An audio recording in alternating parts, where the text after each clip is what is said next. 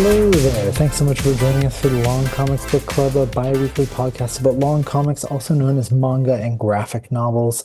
My name is Shane, and I'm the older brother. I'm joined by Spence, the younger brother. Spence, how are you? I'm very good now. Thank you. Things are good. Excellent. Glad to hear it. It's been a minute since we've chatted, so it's nice to have this opportunity to catch up and to talk a little bit about some of our favorite things, Yeah. uh, which is manga and graphic novels. If you're new to the show, thanks for joining us. So for the first half of the show, we'll be talking about the long comic we read over the past 2 weeks. Today, that is Death Note. You may have heard of it. We'll give our reactions, takeaways, discussion points, book club things. And for the second part of the show, we'll be chatting about some of the other visual media we've consumed recently. To make sure you avoid spoilers, we'll include time codes in the episode description. Of course, we'll then end the show with Spence introducing the long comic for the next podcast, which will come out on July 19th. To be notified when the podcast is out, you can follow our Blue Sky or Instagram at Long Comics Book Club. We also have all of these links on our LinkTree, and one of those links is to VesperiaComics.com because Spence, of course, is the owner and proprietor of Vesperia Comics, not just an online store, but physically located at 1935 West Broadway in Vancouver, British Columbia. Spence, any updates from the shop? Things have been great. We got a big, we've had a big, very successful June. So looking forward to July. Big one is on July 19th. We've got one of the local publishers here in Vancouver, Cloudskate Comics, is doing a big signing with three of their top independent artists. We're gonna be doing a signing there. So really looking forward to that. Wow, triple header. Yes. My goodness, Vesperia Comics, the place for signings, apparently, because you are also Yes. coming off of this is the first episode post Adam Is it? Adam Kubert. This is the Really? first God, we post haven't had a, we haven't Adam. had a we haven't had one since really? Okay, We have well, not, no. So Adam Kubert, big yeah. exciting signing event, went excellent. Yes, was super successful. Yeah, everyone who there seemed to have a great time. Adam Kubert also had a great time. It was, yeah, super amazing. Yeah. There you go. And setting the stand, and this is now going to be your third, because you had Ming Chen, Adam Kubert. Now you're going to have a number of local artists Yeah. doing some signings. You are establishing a reputation. Yeah, let's hope so. Let's hope it keeps going up and up. Is this It something that you expected as part of Not opening? in the slightest. No, not at all. But apparently it's happening. If you're a comic person or anything like that, just give us a call. Let us know. We'd be happy to. Yeah. Yeah, I don't know how you would call Spence, but Yeah. Well, look, Vesperia Comics. I don't know if I should say our phone number on you this, but definitely should not. But go to yeah, VesperiaComics.com. I think your email is listed yeah, there as well as my a email contact is us yeah. form. So The contact information is all there on the Vesperia Comics. So I yeah, don't know. if you're an That one artist extra or step, I guess, is enough. Sure. there you go. Yeah, if you're looking for somewhere to sign, apparently Vesperia is the new Yeah. hot place to do it. So jump on that. And that's exciting, July 19th. So Yeah. simultaneously to waiting for our next podcast episode to drop, you can Yeah. listen to our podcast drop on the 19th while you wait in line to meet some comic book artists. Nice. Yeah. What an exciting day. That's something to look forward to. And of course, while you're at Vesperia Comics for your signings, also pick up some other things, some manga, some graphic novels, perhaps Death Note. Speaking of which, let's jump into our discussion of this little indie comic Yeah. that people Yeah. might have heard. Don't know if you've heard of it.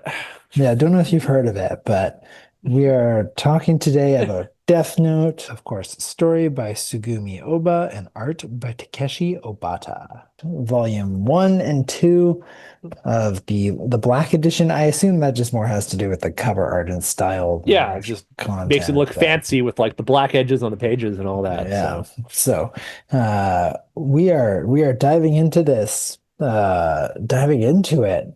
yeah, I don't think there's any big trigger warnings. I don't know. it's There's Death Note. death, Yeah, murder. people die.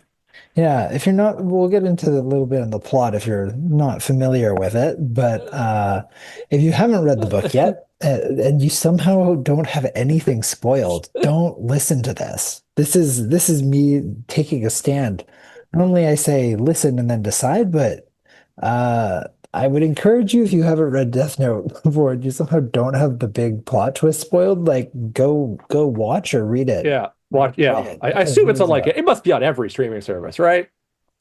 I have no idea, but Yeah.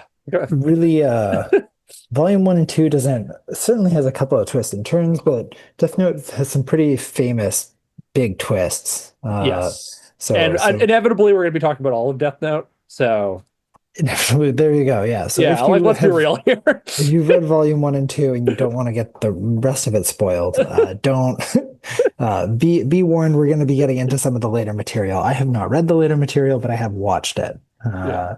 So we will be talking about some of that as well. So just be aware of that being part of this conversation. If you don't want to read Death Note or watch Death Note, fair enough. But this conversation might be kind of interesting to you and learn a Yeah. little bit about why maybe it's something of a cultural phenomena for the past 20 years and has such a important place in sort of anime and manga in general.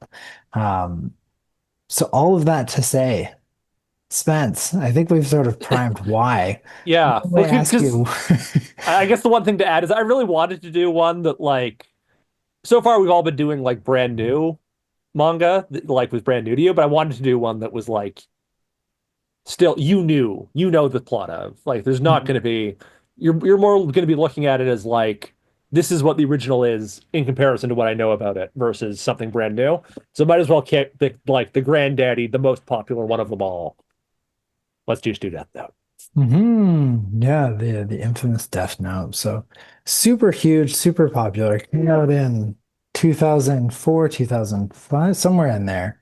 Um, but yeah, I mean, there's a lot to talk about with Death Note, and maybe that's the place to start it off. So, um, what was your first exposure to Death Note? Because I sort of consider it as one of those things that's often a gateway for people to start either watching anime or manga.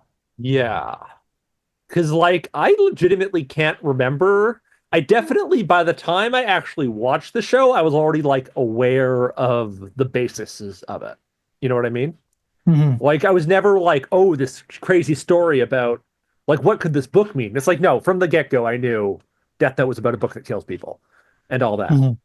But, like, so yeah, because my life of anime, I was big into it when I was a kid and kind of fell off of it and got back into it, like fell off of it at like beginning of high school and then got back in university. So like Death Note kind of came out when I wasn't really following that kind of stuff. So by the time I actually watched it, it was like all already out stuff. So I never had to like watch it Hmm. week to week. Hmm. But yeah, Interesting. So the anime came out much later than the manga then. I don't think much later. But the thing was the manga was finished by the time the anime was started. Okay. Yeah. Oh yeah, no, it came out in 2006. Okay. So very shortly, Death Note. So Death Note, this manga came out in 2003, was ran until 2006. Hmm.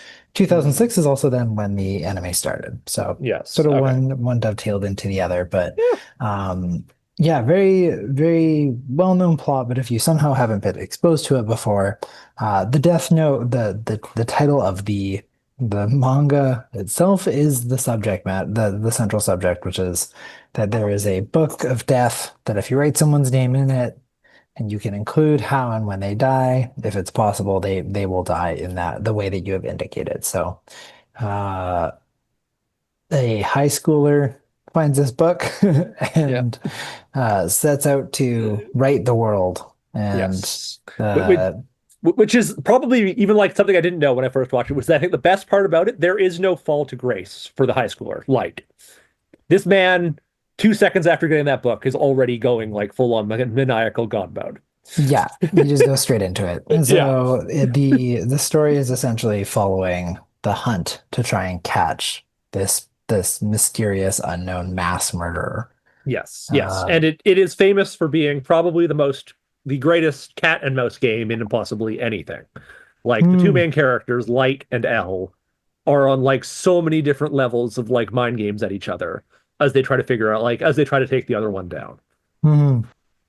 Yeah, so that's it's what's interesting is that's sort of the first thing I wanted to raise. So from what we've described, it sounds like something of a thriller, a mystery, a drama. It's often though listed as a horror. Interesting. What are your thoughts on that genre association? Yeah, which I think honestly, this is a good example where the manga's a lot horrorier than the anime is. Can you elaborate? Yes, because like a lot of the imagery, like there is some of that like God of Death just like randomly in the background and stuff, and like Ryuk's clearly a very horrifying looking guy, but like there's a lot more taken to like the God of Death and their designs in the manga, as well as like certain of the panel layouts are much more to like horror movie angles for like big striking, all of that. Hmm. Interesting. I didn't really pick up on as much of that. Uh, but I mean, maybe that's just because I'm not as aware of those Yeah. things as Also, well. I will admit, I guess I kind of have to remember where exactly we ended volume one and two because after I finished this, I wanted to keep reading it, so I just kept reading. Oh, there you go. That's fair. So I It actually can't ends remember on, where exactly did this one end. that's very funny. Yeah, this one ends in a really interesting place. It ends on the cliffhanger of there's cameras in the house. Oh, okay, got it. As he's about to go into the house for the first time and tells Ryuk that he has to find all the cameras because otherwise Right. they're going to see you're not going to get apples. Uh, Yeah. so Interesting. Interesting. yeah, okay. It's interesting that you would sort of attribute the horror of it to being the imagery. Yeah. Um, I guess that's because I always think about horror being as more graphic, Hmm. um, not as much sort of like tonal, but I can certainly understand that perspective. I think it's just that I never have been able to find either anything animated in general to be very alarming or scary. I don't know why. I have a hard time with horror movies, but video games, anime, manga, they don't do really anything for me. Yeah. Which Um, is interesting because I'm in a similar place and that nothing scares me. Like, God, Whoa. whenever I say it like this, it sounds like, oh, so braggy, but like So realistically, edgelord. yeah, no, but like I just don't get scared by like anything, like movies, any of that. Like I can get grossed out and I can get surprised, Hmm. but like actually scared just doesn't Mm, happen to me on movies and stuff. And like because of mm, that, I often watch those things and like appreciate them for the aspects around the horror more than the horror mm. themselves. Okay. That would explain how you would then sort of be thinking about those angles that you were speaking about more. Yeah, Yeah. if anyone thinks he's like, wow, Spence is so hardcore, he gets grossed out so easily. Oh yes. Spence is it might have an iron will when it comes to fear, but Yeah. as soon as you mention anything remotely gross, he's done. It's Oh yeah, game over. no. So No. the, no, there's we all have our weaknesses, and that would be Spence's. Yeah. Um, but. Death Note is I mean we were talking about this a little bit, sort of about its like uh it being something of a cultural phenomenon. It's why do you think it has why is it so important in the annals of manga and anime? Like why is it one of the big ones? I think the big ones, as much as we're talking about the manga right now, its popularity is almost entirely comes from the anime. Hmm. Like the manga's popular, but it's nothing compared to how popular the anime is. Hmm. And I think the anime just came out at the right time, and it's starts out really, really good. It is probably the best part of it. It takes Hmm. very little to convince someone to keep watching Death Note after they watch like the first episode. Hmm. Okay. That's interesting. That's a fair point because I am coming at from it from the anime watcher perspective, of where I know it is like a bit really big thing, but I assume that it was also very big Oh yeah, it was the huge, manga, and but like, it was in Shonen Jump too. So like, it was in the biggest manga magazine. mhm, It was like one of the right. top ones in there while it was running, even though it wasn't running for very long. Yeah. Yeah, I mean that's certainly something worth noting is that it is very different than sort of your One Piece, your Bleach, and your Naruto, because it is much shorter. Yes. That's why it's sort of, I mean, I named the big three. I think it's really interesting that you kind of have those are the big three. And then you Yeah. have, I would sort of say it's like Death Note, Full Metal Alchemist, Yeah, but that's like Hunter a x great. Hunter. But like I guess yeah, Full Metal Alchemist is really that same like era of like where the anime started, was people like didn't want to watch like 30,000 episodes of filler that were Mm, Naruto and stuff like that.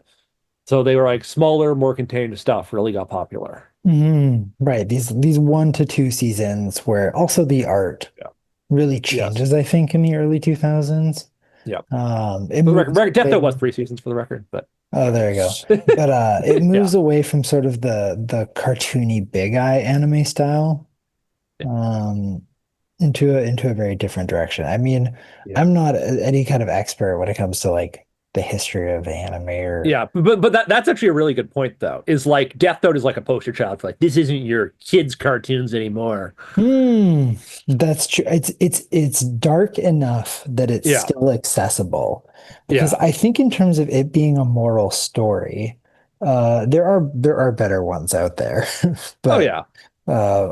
I mean, But would I it tell is anyone to watch Psychopaths? No. yeah. Do I Oh think good. Psychopaths is a much better examination of like uh the corruption of morals and like what people do to one another? Yes. See, I would argue that's not even a plot point. Like that's not what Death Note's about at all. There's Oh, no corruption in Death Note. that's true. Yeah, it Like makes we it were a saying, really, light is evil from the get-go. yes, that's true.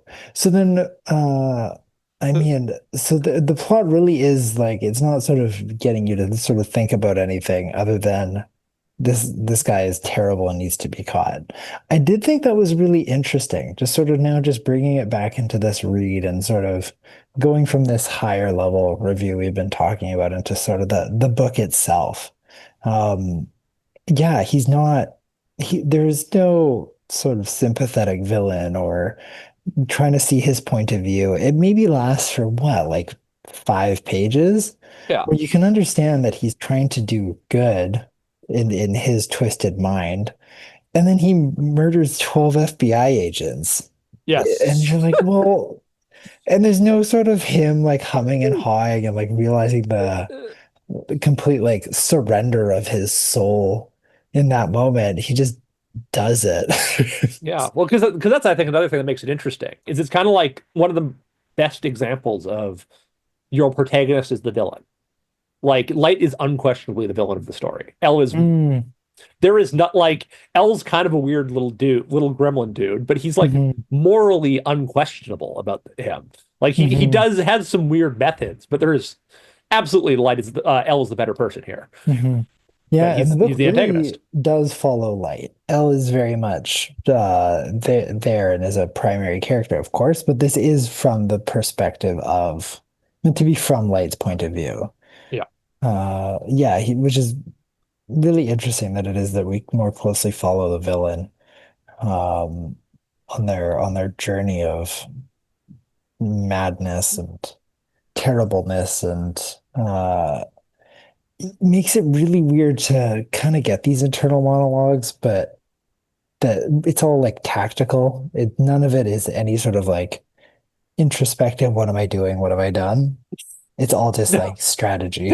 Yeah. Well, and that's what Death Note's so famous for. It's like you ever watch that YouTube video of the people who cut out all the internal monologues from Death Note?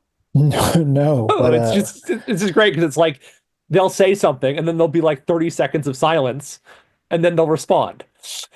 Because yeah, because right. that's That's how it is. Because they spend 30 seconds thinking through every every response they can come up with. It's like, mhm. yeah. Yeah, how can I play this to make him think that I'm thinking that Yeah. I'm actually doing this? But would Kira do that? Would he take the left one or would he take the right one? But he knows that Kira would take the left one, so should I take the left one to prove that I yeah.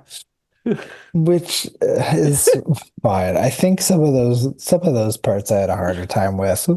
Um, I think there's two elements of that. One, uh, it does seem goofy when he's like, I wanted him to know that I wanted him to think it's someone in school and think it's someone in Japan. I was wanting him to think it was someone in the Kyoto region, and I wanted him to think it's like no, like you clearly wouldn't. Yeah. That logically makes no sense. You're just your copium is being cranked to the max. Yeah. And to be Uh, fair, that is like still it's my favorite part of the anime, and still it's so good at the manga too, when they do the whole thing with Lindell Taylor on the screen. what is that? That's the thing where they like the first contact between L and Light, where it's Oh, like this is a message for the whole world we're telling to you right now. And it's like, yeah. my name is Lindell Taylor. I'm L. I'm gonna come for you, Kira. And then Light freaks out and kills him. And then he's like, oh, you actually did it. So that means like I lied to you. I said this was going to the entire world, but no, this is just one part of Tokyo I was sending this to. Mhm. Tells me you're watching this. I know where you are, Light. I'm coming for you. It's like, or I know where you are, Kira. I'm coming for you. Oh, I love that Ye- part. Yeah. And then here's I meant to do that. It's like, whatever. Like, Yes, get over which is yourself. part of it, is that Light is definitely not. I don't know if like he's a narrator. Yeah, he like copium is something he does all the way. You got to That's imagine true. some amount of him is him making excuses because he looks at himself as like a perfect god. Yeah. The really unlikable character. Oh yeah, Intensely unlikable, but that's also part of the appeal then is that you want to see him get caught, and then it's really infuriating how he thinks he's so brilliant, but he's just essentially lucks his way forward to not getting caught to some degree, which is yeah, also really interesting at the same time as well, where like he gets, especially with Naomi, the Ray Pember's right. fiance, like he lucks right into that and then lucks into the task force not finding him, which is interesting because it is certainly this mind game, but so much of it is Light just getting off easy. Yeah. And the other thing with him, so I mean, I'm very curious on your thoughts on this. Him being a high school senior, do you think that that's done out of necessity so that he lives with his father? Or do you think that that's done to appeal to the demographic, or why high school? Because logically, this shouldn't be a high school student. Yeah. I guess it's just assumed to be the default for a manga protagonist is they're all high Yeah, I school guess so. students. Yeah, I mean, that's certainly one of my challenges with manga and anime in general is that a lot of it is high school themed, which Yep. isn't ideal when or if you have any interest in the romance genre and you don't really want to watch children fall in love, but uh, there are other options out there. Yeah. But yeah, this is one of those examples where logically Light shouldn't be a high schooler, but for the sake of the plot, he is, and maybe that contributes towards his like naive, annoyingness. Because Yeah. I guess his like irritating voice and being so full of himself, that does sound more like a high schooler. And also like he's almost got like a bit of like a chuniness to him, like he's fully on like it feels like an adult being all like, I will be the god of this world. Like that would be almost like it's much more believable for that to be a high schooler. That's true. Yeah, yeah, that you would think if that was an adult, like that's just ultimate. I mean, it's always cringe, but if it was an adult, that's extra brutal cringe and doesn't really seem at all believable. Yeah. Yeah, but what's really interesting about something that you also talked a little bit about earlier. So this really does just get right into it. Not just with Light not hesitating and just sort of right away, he just starts writing in the book. There is no sort of building up his character before he gets the Death Note. When L gets introduced, it's for the sake of the case. Uh, it really is only about Death Note, and then really there isn't even really any side plots. Yeah. It's all related. What are your thoughts on just diving straight into it? Do you think there should have been some like more build up to like getting the Death Note, No, or like I think I mentioned that. I think that's one of the strengths of it. There's no you get Light in the first chapter. Light gets the Death Note. He tests it out on someone. We jump forward 2 weeks, and boom, he's gone full on God mode already.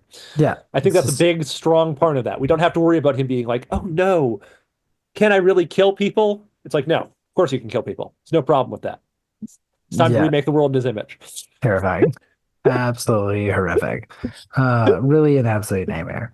Yeah. But I mean, that's certainly something I'm picking up with manga as we started to read more and more of these is that manga just goes for it. They don't see really any reason to do too much world building before diving into the plot.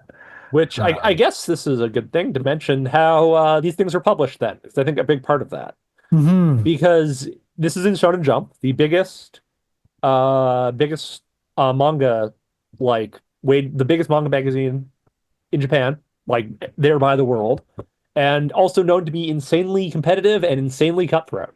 Like mhm, if your second volume doesn't sell, you get one more to wrap it up, and then your story's over.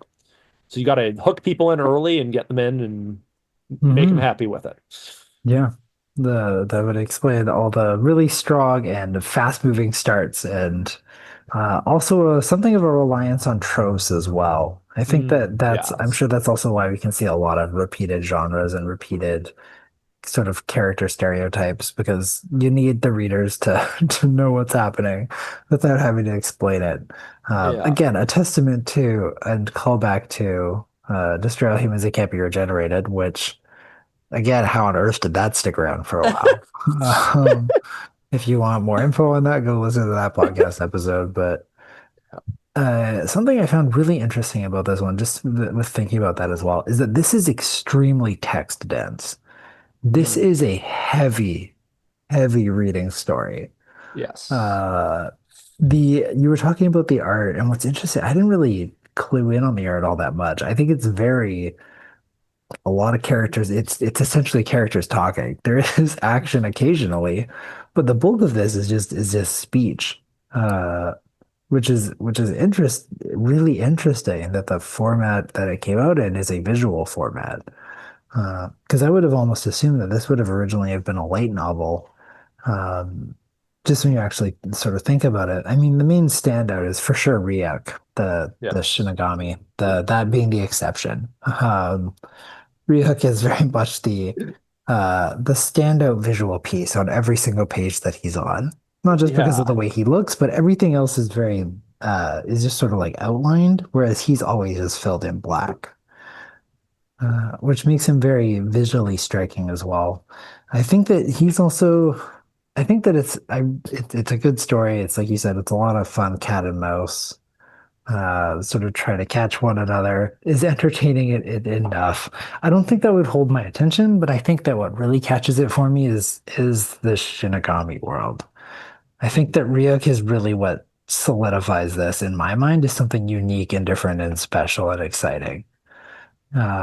Because this is like based on the real world, with the exception of this world of the the Soul Reapers. And Ryuk is great.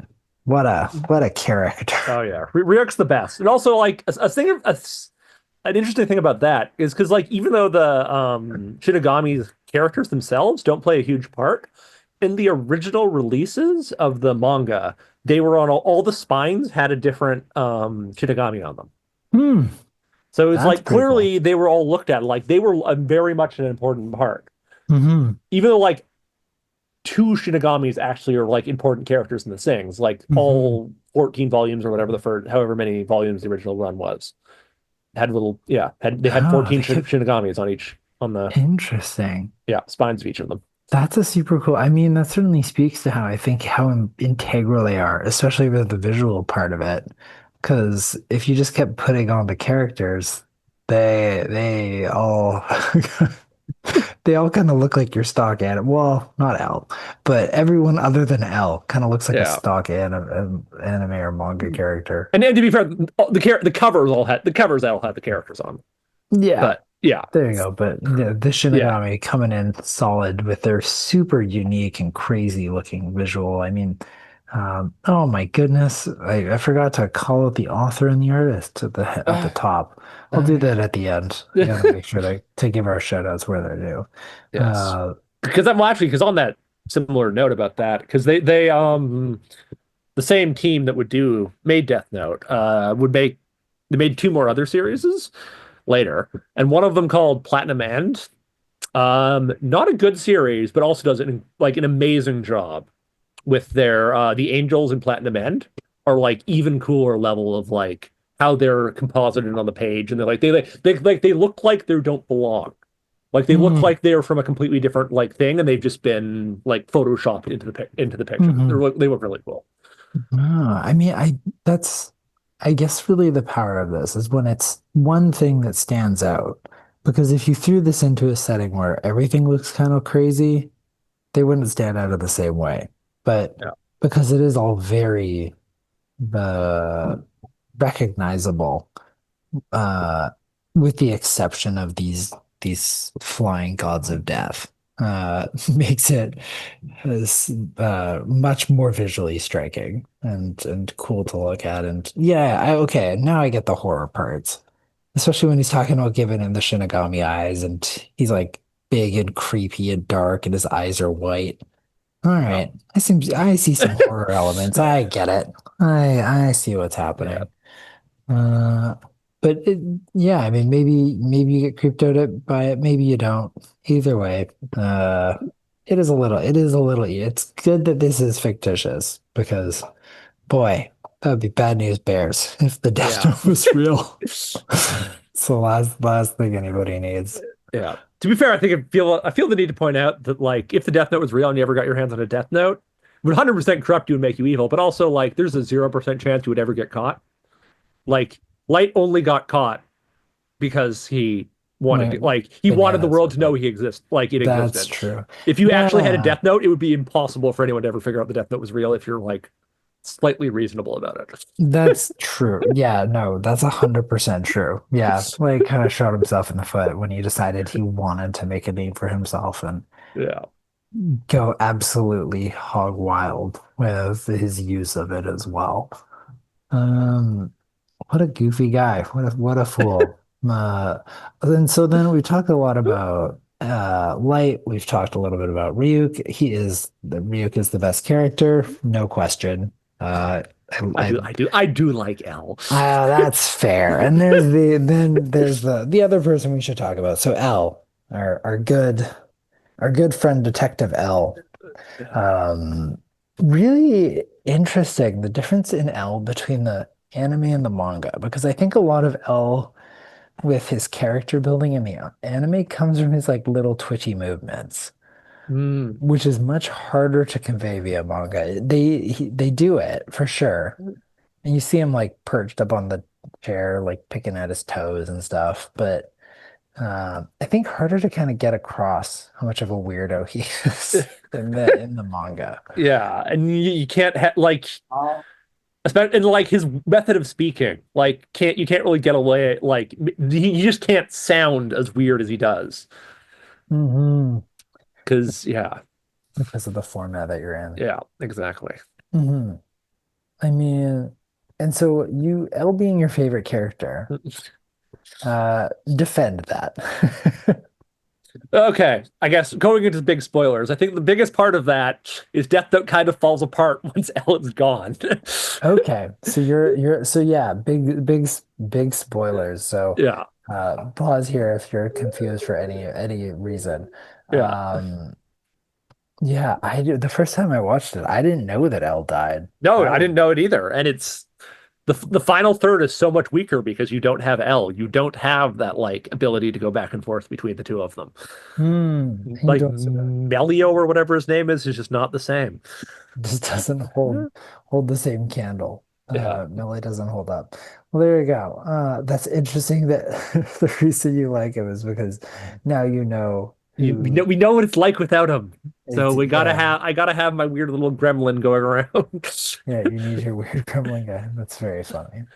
Uh, Yeah, and also I love how like out there L is, especially like right after where this ends. Like with him on the tennis court and all that. It's like this is such a strange little multi-talented guy Hmm. who's like talking about like there is a 5% chance this is the case, so we must treat it like it's an absolute certainty. Oh, yeah, right. Yeah, even if there's a 5% chance, you get to put cameras everywhere in your house.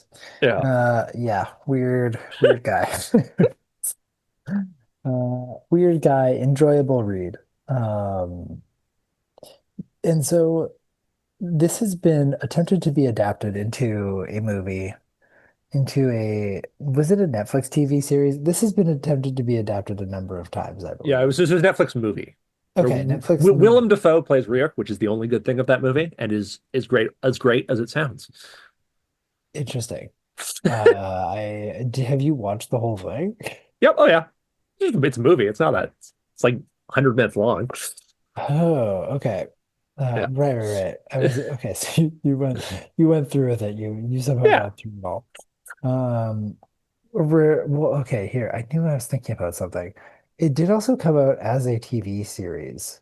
Yes. Uh, In Japan, the live action Japanese TV Live action series, Japanese. and I Yeah, believe also a live action movie, and then again as a stage musical. that one's very confusing. It's a Uh, popular one in Japan. yeah. Okay. Because I was gonna say, I was gonna say, why do you think they keep trying to adapt it to a different format? But I mean, it's because it's so popular, and so why not milk Yeah. something into as far as you can to crush the IP until any sort of um love of its original form is gone. Uh, Yeah. how gross and unfortunate, but it's too that's interesting that like the one Western adaptation just did not work. Or did you like it? I assume No, not. no, it's not. It's not good. Like I said, Willem Dafoe plays Ryuk. That's the best part by far because Yeah, that's perfect casting right there. And yeah. like it does attempt it. I will give it credit that it doesn't just try to like it tries to kind of do its own thing, Hmm. but like it's not great. So like doesn't do it very well. But it's not, yeah, it doesn't do it well. This, however, the manga, I mean, so then obviously that goes far down. I assume you haven't watched the Japanese TV series. I So have then not. between the manga and the anime, where would you think someone should if they were going into this for the first time, which one would you recommend? That is a good question. I do because that's reading the manga. It's like it's very good, but a lot of the parts of the anime is as iconic as it is for a reason. Hmm. So I really don't think you could go wrong. Go with whichever one you think is Yeah. more your style. Yeah, whichever one you normally enjoy more is probably what you're going to enjoy in this setting. That's a good cop-out answer because Yeah, I'm sure people always take up pitchforks when it comes to these kinds of things. yeah, So that's a safe response. Well, well navigated. yeah. But Like the default of like the manga's always better, but like but there's a lot. not always. Not always. But Yeah, not always. I mean, if we were talking about, we mentioned Full Metal Alchemist before, yeah. um, because Brotherhood was anime original, right? No, the other way around. Original series. Brotherhood is 100% follows the manga completely. Original series is the one that breaks off after like the 24th episode. Oh, interesting. Yeah. Okay, well, that's something else to talk about later. Maybe, maybe we should do I, Full Metal Alchemist at some point. yeah, maybe we'll see. But uh, on Death Note, then, would you recommend someone to? I mean, I think we've already answered that. Yeah. If you haven't read it, watched it, go do it. It has like It's cultural significance. yeah, it's There are a memes classic for a about it. reason. Yeah, there's a reason it still somehow exists in the cultural zeitgeist, like 19 years Yeah. after Like the anime dropped. yeah, It just like really is it I'm just curious, is it still the most popular thing on my anime list? ooh.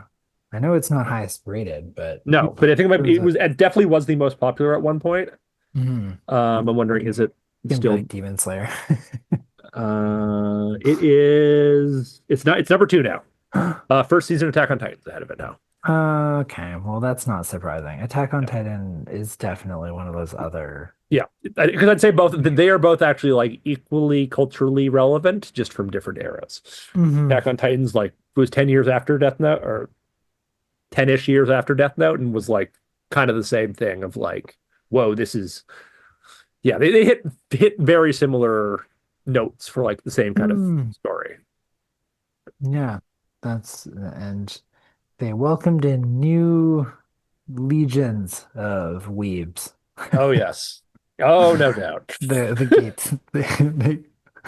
Oh man, what would it be? Death Note walked so Attack on Titan could do its creepy Titan run. Oh, Titan Runner, so it could ODM gear around. Yeah, exactly.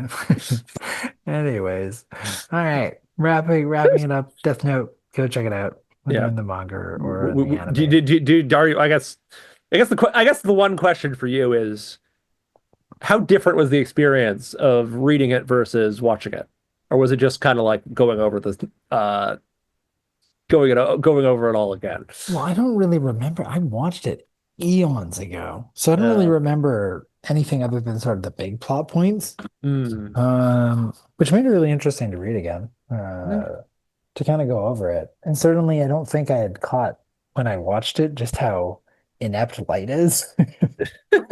Because you really think he's like, wow, this kid is way too smart. It's like in reading, he's like, no, this dude's Yeah. like we've just talked about. He's kind Yeah. of What? goofy like the whole way through. Well, like it's Uh, in the whole debate of which is smarter, L or Light. It's like it's clearly Light needs L. literal magical powers to stand a chance against this guy. Clearly, Yeah, L's the smarter one here.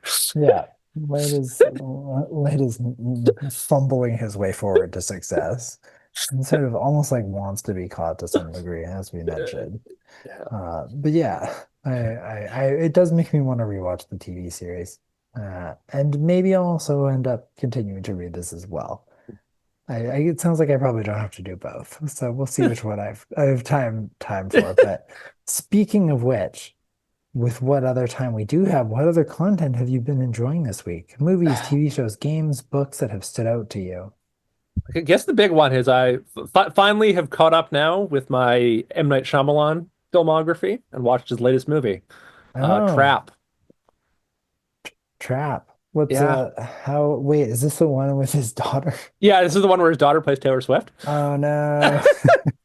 I ironically adore M. Night Shyamalan movies. I think Ah, they're amazing. So I was really sad because I really wanted to watch Trap in theaters, but like wasn't in any theaters in Vancouver. It was really, really sad. It's like borderline straight to streaming. So I had to wait for it to mm, become free on something. gotcha.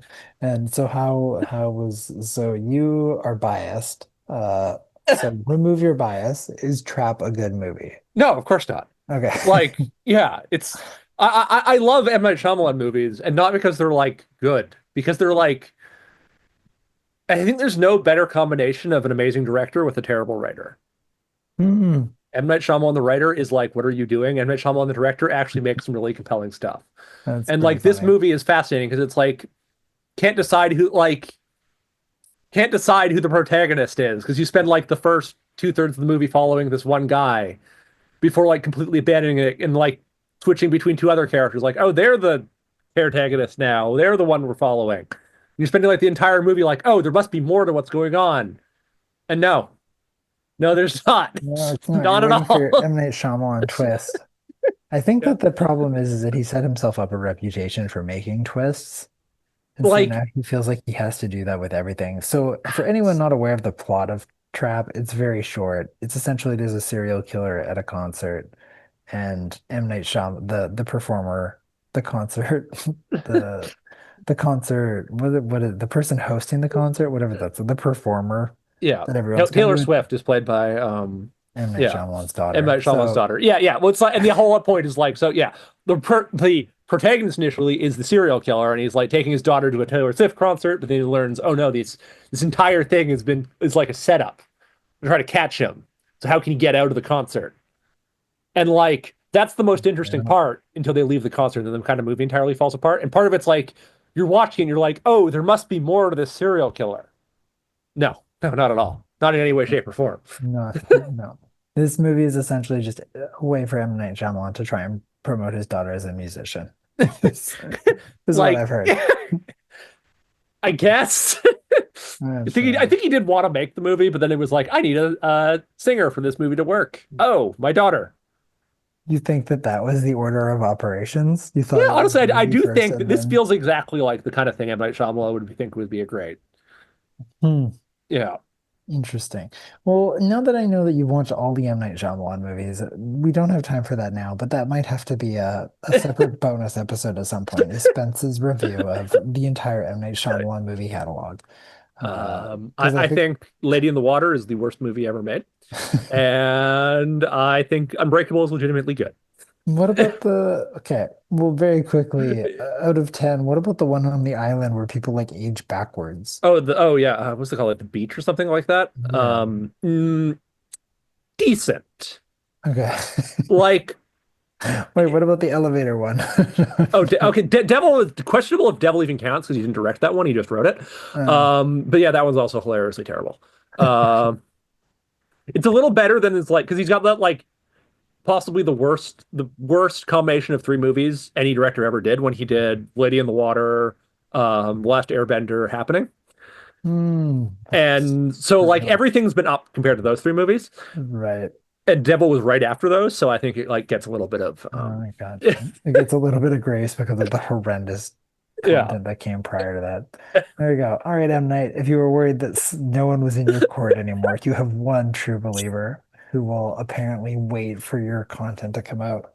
Oh yeah, he's got a new one Um, coming out next this year. Actually, or no, it's 2026. So oh next my year. God. Hopefully it's in theaters so I can go see it in Man theaters. cannot be stopped. Mm, man, well, I don't have too much on my end. The only thing on this end is the Netflix series Crashing Into You, which is a Korean drama, Mm. uh, Korean rom-com, um, about woman, a South Korean woman who is set to inherit the family business when she gets swept up in a freak South Korean tornado and gets lands in North Korea, and falls in love with the military captain that she crashes into, and she has to try and find out how to get back. So yeah, crashing on you. That's what it's called. Mm. Crash or no, crash landing on you. Yeah. Because she literally crash lands on him when Yeah. she falls out of a tree from her paraglider. But yeah, really, really uh, something else. I mean, Korean dramas always have really great, uh, very funny plots that are all very sort of happy coincidences over and over. The plot of this one being that that she keeps on not being able to get out of North Korea is like weirdly dark. And that she's Yeah. just fully trapped in one of the world's worst dictatorships. Um, as like a piece of media is very interesting. And so there's like a very weird media element going on when she's talking about like when we get reu during the reunification, we'll see each other again. It's like, oh, interesting. Like, is Don't that know if that's something? happening anytime soon. Yeah, is that something that South Koreans think will happen, or is it just this fictional character? But I mean, if anything, for an interesting insight into North Korea, South Korea in media, as presented by a South Korean media company, go check out Crash Landing on You. It's extremely popular. Hmm. Um, Yeah, the only other thing I don't really ever mention, I just thought it was important to I realize that no one knows this, but as someone that occasionally now has to consume child media on the outside, did you know that Mr. Rogers has been remade for a new generation? How so? This is Mr. Rogers very, is dead. I know. That's why this is important. These are the kinds of things that people would be interested in, but if you don't have a child, you wouldn't be aware of. Mr. Rogers, the essence of him, has now been remade as an anthropomorph, what is that word? Anthropomorphic. Anthropomorphic tiger named Daniel. Um, Oh, so there's now there's okay. now an animated tiger named Daniel Tiger who carries on the essence of Mr. Rogers and sings Hmm. about living in a neighborhood. Um, and he wears a red sweater around. Okay, And so they're fully going it like this isn't like in the like spiritually similar to Mr. Rogers. This is definitively like aping on Mr. Rogers. 1,000%. Okay. I feel like it's made by like the Mr. Rogers Network or something. There's some Yeah. sort of direct tie to Mr. Rogers. It's not. It is not just a coincidence that this little tiger is trying to rip off Mr. Rogers. No, it is inspired by Mr. Rogers' Neighborhood because he's like, won't you be my neighbor? And like Yeah. he's always talking about neighbors. Yeah, okay. Uh, That's very Mr. Rogers. but yeah, I think that that's the kind of thing that the people need to know. Uh, so if you're missing Mr. Rogers, don't watch Daniel Tiger. Your child might be interested in it, but you probably won't be unless you want to listen to a 4-year-old tiger talk about his navigation of feelings. Mm. I don't know. Some of my personal highlights, I like the uh there's an episode when he gets mad and he doesn't talk and he just gurs. And for a child, it's like, oh, I understand. He's gets so frustrated, he's angry. And I'm like, that would be terrifying. There's just like a tiger that's just like angrily gurring and won't respond to being like, Daniel, what's wrong? Grr. As an adult, it's alarming. Mm. And then the other one was just sitting and listening, and Daniel's like, why isn't my bluefish moving? What's wrong with Bluefish? And I was like, what is happening? And the dad's like, oh, Bluefish died. I was like, oh no. Daniel Yeah. Tiger uses a pet fish to navigate death, which, great, good. Yeah, honestly, yeah, fair, important. Teach Yeah, kids, teach them about them young. it's true. It's weird to kind of pivot between like that and make sure to go to the bathroom. But I mean, there's a wide array of things we have to teach the children, so to The speak. children must learn. The children must learn. My goodness. But lots of the speaking of animated things, new anime season's coming out soon. Yep. So I'm sure we'll have lots of those to go Yes. over soon. By next time, we're still too early for Yeah. But yeah. in the meantime though, Spence, winding down towards the end of the episode, speaking of animated things, how about graphic novel things? What is next on the reading docket for me and the fine folks at home? Yeah. I think once again we will hit our search engine optimization time because as the Superman movie comes out next week, let's do a Superman Hmm. one again. So we will be doing All-Star Superman. I've heard of All-Star Superman because of reading Superman Red Sun.